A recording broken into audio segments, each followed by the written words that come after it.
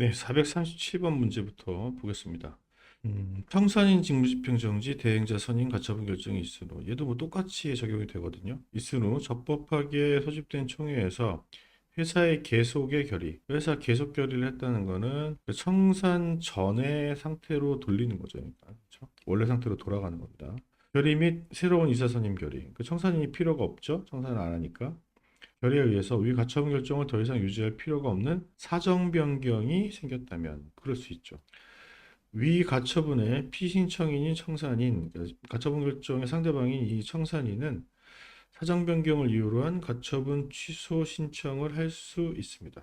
판례 438번 가처분에 의해서 직무 대행자로 선임된 자 이분은 권한이 상무로 제한되죠. 이제 상무로 제한되지만 법원의 허가를 얻는 경우 그 다음에 이제 가처분 결정할 때 내용이 있는 경우에는 일반적인 권한 제한을 벗어나서 상무에 속하지 않는 행위를 할 수도 있습니다. 사상 9번 보겠습니다. 직무 대행자의 권한과 관련해서 정기총회를 소집, 이거는 이제 상무로 볼 수가 있는데 그렇다고 하더라도 그 안건의 이사회 구성 자체를 변경한다. 그거는 곤란하죠. 든 행위나 아니면 374조의 특별결의 사항에 해당하는 행위, 뭐 영업 양도 등 경영 및 지배 영향을 미칠 수 있는 것이 포함되어 있다면 아무리 정기총회라고 하더라도 그 안건의 범위, 그 상무를 벗어난 범위에 대해서는 뭡니까, 여러분? 권한이 미치지 않는다고 보는 것이 타당합니다. 자, 매우 중요한 지문입니다. 이것도 440번도 비슷한 취지의 문제이죠, 그렇죠? 대표이사 갑이 부정행위, 법령 위반에 중대한 사실이 있다는 것을 이유로 해임 안건이 총회에 회부되어 있다. 자, 해임을 구하는 소가 제기되어 있다. 해임 청구 소송이죠. 이것도 가처분 대상이 되는데 직무집행 정지 및 대행자 선임을 위한 가처분이 신청되었다. 자, 대행자가 상무의 권한이 제한되죠. 근데 법원의 허가 없이 이사회 구성 자체를 변경하는 거. 이거 아까 뭐 아니라고 그랬죠? 이거 상무에 해당하지 않는다고 그랬죠? 그러니까 상무에 해당하지 않으면 이걸 하려면 법원의 허가가 있거나 또는 가처분 결정에 다른 정함이 있어야 되는데 변경하는 것을 안건으로 총회를 소집해서 결의한 때에는 해당 안건을 처리할 수 없기 때문에 그 부분에 있어서는 권한이 아니라고 그랬죠? 결의 취소 사유가 됩니다. 자, 그 다음 441번. 아까 나왔다. 제가 이제 지난 영상에서 문제가 있었다고 하는. 그러니까요. 아, 이걸로 하고 치다니. 자, 433번에 대한 얘기입니다. 죄송해요. 그러니까 요거는 아까 봤다시피 지문 취지와 똑같은데 대행자가 있는 상태에서 지금 정지된 자가 나가고 다른 사람을 아무리 멀쩡하게 뽑았다고 하더라도 대행자의 지위가 우선하고 적법하게 뽑혔다 한들 이 후임자가 권한을 행사할 수 있는 것이 아니거든요. 자, 그 내용입니다. 여기 보시면 해임 청구 소송이 제기됐다. 그리고 직무집행 정지, 대행자 선임을 위한 가처분 신청이 인용됐다. 그리고 대표자가 있겠죠. 대행자가 있겠죠. 대행자가. 근데 이 이후에 갑이 해임되고 새로운 대표이사가 선정된 경우 가처분의 취소 여부와 관계없이 새로 선정된 대표이사가 대표이사로서의 권한을 가지는 것이 아니다. 이게 맞는 지문이거든요. 그렇죠? 자, 이것도 여러 번 나왔습니다. 그러니까 이런 경우였어요. 실제 사건을 좀 설명을 좀 해드리면 A와 B가 이제 권한이 정지됩니다. 그러니까 얘가 대표였고 얘는 그냥 이사였는데 정지되고 여기 이제 대행자가 선임이 돼요. 뭐 이전에 이분들은 뭐 해임 청구 소송이나 결의 취소를 다투는 소송이 제기됐겠죠, 그렇죠? 가처분 결정이 있었어요. 근데 그 다음에 A가 대표직에서 사임합니다. 이게 사실 좀 더 복잡한데 관계는 조금만 제가 줄여볼게요. 그리고 B가 대표로 선임돼요. 근데 문제는 뭐냐면 요 정지랑 대행자 선임한 거 이 전부 다 등기사항입니다. 그러면 37조 1항과 관련이 있거든요. 그렇죠? 자, 37조 1항과 관련이 있는데 이렇게 바뀌게 되면 실무상 이게 어렵답니다. 등기가 불가해. 그 등기를 결국은 못한 거죠. 그때 얘가 권한을 행사하는 것이냐, 그리고 대행자가 권한을 행사하는 것이냐, 이게 충돌이 됐는데 등기를 안 했지만 아까 우리가 질문에서 봤다시피 등기하지 않아도 상대방이 악의인 경우에는 대항할 수 있었죠. 그러니까 등기를 안 했지만 그럼에도 불구하고 얘가 아니라 얘가 권한을 행사할 수 있다. 이런 결론입니다. 442번 보겠습니다. 비상장 주식회사의 이사는 이사의 승인이 없으면 자기 또는 제3자의 계산으로 회사의 영업부에 속하는 거래, 그러니까 경업거래를 못합니다. 경업거래 금지는 경제적 효과와 관련이 있는 것이기 때문에 명의는 불문이요. 계산이라는 표현만 있기 때문에 이 경우 이사의 승인은 정관으로 비율을 높게 정하지 아니하는 한 과반 출석 이사의 과반수입니다. 그러니까 주주총회와 다르게 이 이사회는 의사 정족수가 있어요. 비율을 높게 정할 수는 있어요. 아니라면 일반 규정은 이거고. 443번 보겠습니다. 비상장회사의 이사는 이사의 승인이 없이 현재 또는 장래에 회사의 이익이 될 수 있는 것으로서 직무를 수행하는 과정에서 알게 된 사업 기회를 자기의 이익뿐만이 아니라 제3자의 이익이라는 단어가 여튼 중요해요. 계산이라는 표현이 나오는 게 아니라 이익을 위해서 이용하여서는 아니 된다. 기회 유용 금지죠. 그렇죠? 이때 이사회의 승인은 3분의 2 이상으로서 그렇죠. 얘랑 기회 유용 승인, 자기거래 승인은 3분의 2예요. 3분의 2라는 거 요걸 기억을 해 주셔야 됩니다. 그리고 3분의 2가 세 가지인데 감사위원 선임할 때, 감사위원 해임할 때, 해임이죠, 해임. 감사위원 해임할 때는 3분의 2여야 된다. 그냥 393조 행위, 자기거래죠. 비상장회사인 X회사가 발행한 주식의 액면가는 10,000원, 발행 주식 총수, 현재 발행된 총수는 10,000주. 자본 준비금으로는 5천만 원이 적립되어 있다. X회사 이사는 A와 B2인이고, B2인이고, 죄송합니다. 띄어쓰기를 못했네, 이것도. 예, 부끄럽습니다. B2, 2인이고, 자, B가 정관에 따라 대표이사인 경우, 정관에 따라 정한, 대표이사인 경우, 멀쩡하다는 얘기고요. B가 X회사를 대표해서 제3자로부터 대규모 재산을 차입하는 것, 대규모 재산의 차입은 393조거든요. 393조에 들어가는 이사의 결의가 필요한 중요 사항인데, 이제 문제는 이 393조는 이사회의 권한이에요. 근데 이 회사는 액면가 10,000원 그리고 발행 주식 수가 10,000주고 그렇다면은 요거는 소규모 회사로서 이사가 둘밖에 없는 회사가 가능하죠. 그렇죠? 가능하고 이렇다면은 이 회사는 이사회가 없어요. 이런 이사회가 없는 소규모 회사는 원래 이제 이사회가 해야 되는 일들이 있잖아요. 그거를 원래 이사회가 없기 때문에 이걸 뭐 주총이 하는 경우도 있고, 간이교환이나 뭐 간이합병 같은 애들은 아예 적용이 안 되는 그런 유형이 있고, 그리고 뭐 자기거래 같은 거는 여기서 하고, 그 다음에 이제 세 번째는 이사회가 하던 것들을 이제 각 이사가 했다거나 그 이사가 단독으로 한다거나 이런 이 세 가지 유형으로 나뉘어지거든요. 근데 느낌으로는 대규모 재산의 차익과 같은 것들은 원래 이사회가 했던 것들 이사회가 없다. 그러면은 마치 이제 여기서 해야 될 것처럼 생각이 되는데 그게 아니에요. 이 393조는 여기 들어갑니다. 여기. 그렇기 때문에 A의 동의가 있어야 하는 것은 아니다. 이것도 매우 중요한 얘기입니다. 그 다음 445번.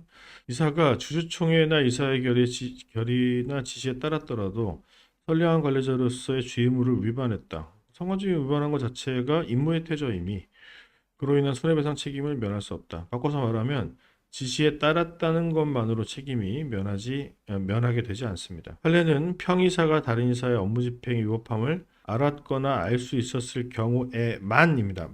그런 경우에만 감시 의무를 부담한다고 본다.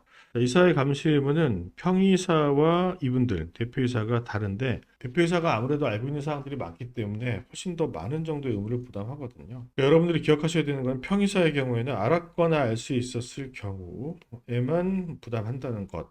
그리고 이분들이 사량 문제를 막 읽어보다 보면 이제 이사회에서 이것이 뭐 의안으로 들어가 있다거나 그러면 이걸 알게 되는 거잖아요. 그렇죠? 위협하다는 걸 알면서 별다른 조치를 취하지 않았던 그런 부작위들이 감시 의무 위반이 되는 것이고 감시 의무라는 것은 명문의 규정이 있는 것이 아니고 선관주의 의무의 한 유형으로 인정이 되는 것이기 때문에 법령 위반보다는 임무 해태로 해석이 된다는 거. 알고 있는지 여부는 이런 걸 가지고 판단해야 되는 거예요. 그러니까 이걸 일반론으로 제시하면서 이분들이 알고 있는 게 맞다. 이분들의 감시 의무 범위는 이 정도인데 그런 얘기를 써줘야 되는 거죠. 자, 그 다음 자본금이 10억 원 이상이다. 그러면 소규모 회사가 아니라는 거고 이사가 경업금지 의무에 위반해서 자기의 계산으로 거래를 한 경우 이를 회사의 계산으로 한 것으로 볼 수 있다. 자, 이게 뭡니까, 여러분?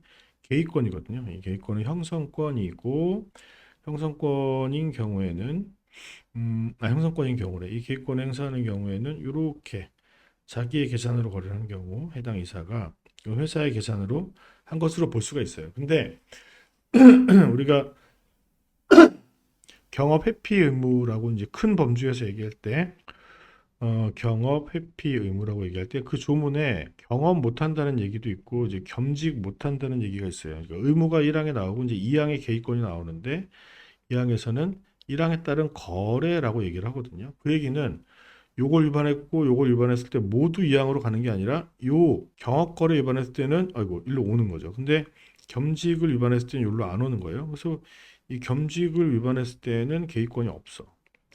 그리고 이 개의권을 행사하는 데 있어서 요 2항 얘기를 다시 갖고 오면 1항에서 보면 자기 계산으로 하는 경우가 있고 제3자의 계산으로 하는 거 둘 다 못하게 되어 있는데 이때는 지금 보시는 바와 같이 회사가 바로 뺏어오면 돼요. 근데 제3자의 계산으로 했을 때 회사가 개의권을 행사함에 있어서 제3자에게 뭘 청구할 수 있냐? 그거는 못해요. 못하고 해당 이사가 제3자의 계산으로 해주고 그 이사가 취한 이득 등이 있을 거 아니야. 뭐 수수료나 뭐 이런 것들 여기에 대해서만 할 수 있다. 어쨌든 개의권 행사의 상대방은 그 이사만 가능하다는 것을 기억하셔야 됩니다. 그 다음 448번 보겠습니다.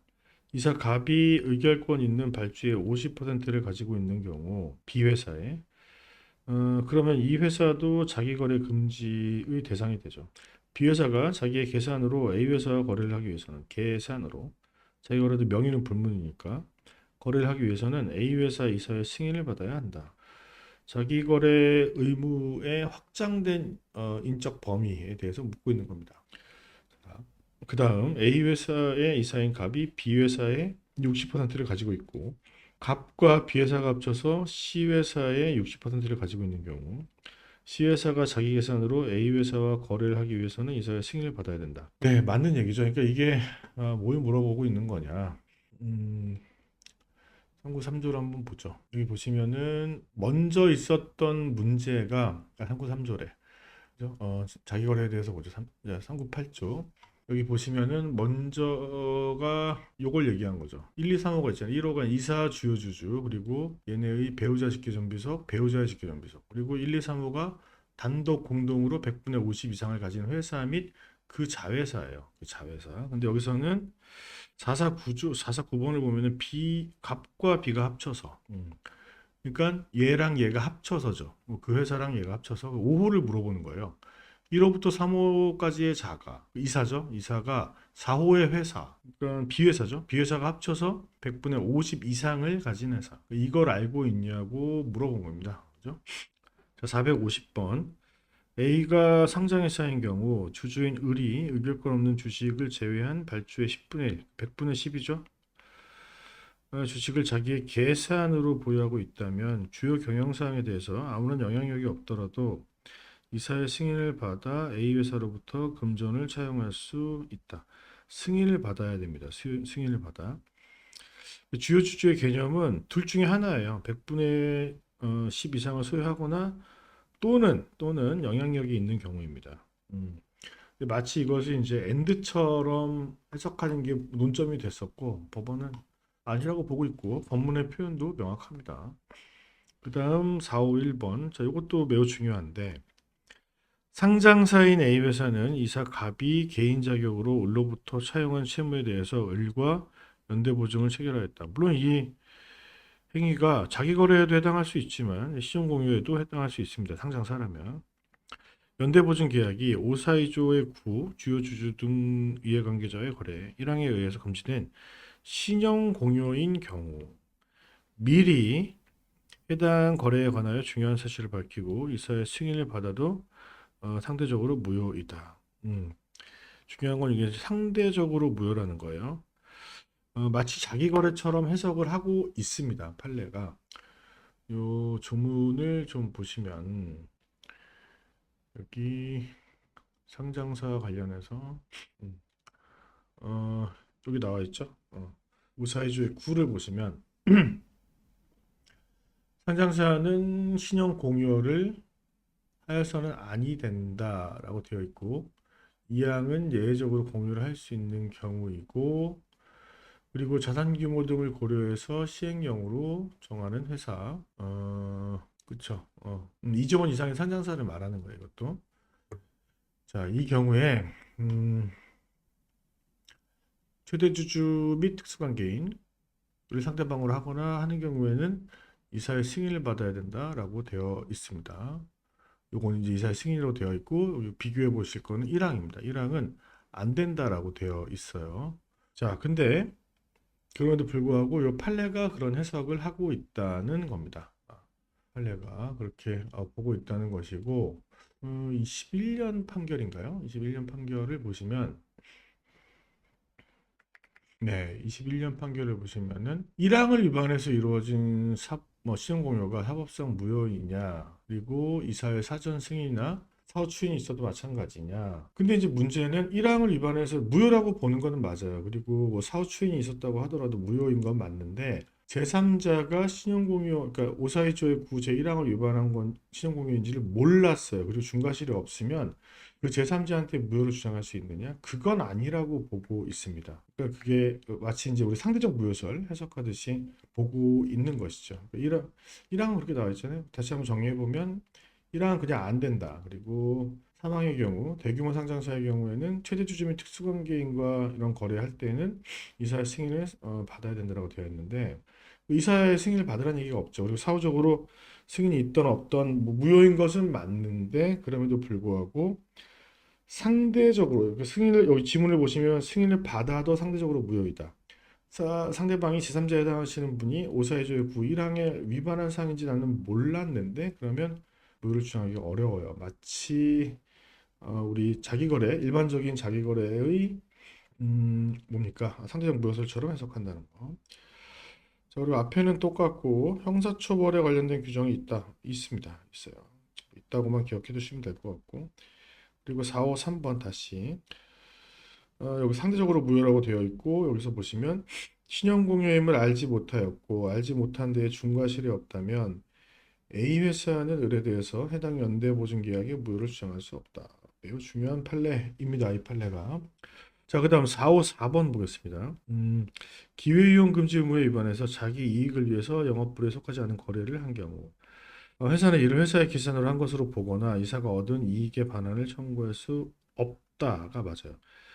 자, 여기서부터 여기까지. 이게 이제 계획권 행사에 대한 얘기인데, 그렇죠? 이 계획권은 아무 때나 행사할 수 있는 것이 아니라 법정된 경우에만 행사할 수가 있고, 아까 경업 거래의 경우에 안 된다고 경업 거래의 경우에 계획권 행사할 수 있다고 말씀을 드렸는데, 이사의 계산으로 할 때는 바로 회사의 계산으로 한 것으로 볼 수 있고, 그리고 이 뒷부분 있죠. 이사가 얻은 이익의 반환을 청구할 수 있다가 제3자의 계산으로 했을 때는 이렇게 해결한다고 되어 있는 것입니다. 자, 부동산 개발업을 하는 A 회사의 대표이사 갑은 동종 업종의 비합자회사의 무함 책임 사원을 겸하게 되면서, 겸직이죠, 겸직. A 회사가 을로부터 매입하기로 되어 있던 부동산에 대한 정보를 B 회사에게 제공하여 제3자의 이익을 위해서 제공한 거죠. 기회유용 금지. B 회사의 업무집행 사원 병이 을로부터 이 부동산을 매입하였다. B 회사의 부동산 매입으로 인해 A 회사에 손해가 발생하지 않은 경우에도 해임을 부결한 때에는 A 회사의 소수주주는 법원에 해임을 청구할 수 있다. 소수주주의 해임 청구는 이 법령 위반의 사실만 있으면 되는 것이지 A 회사의 손해가 요건인 것은 아니거든요. 앞에는 똑같고요.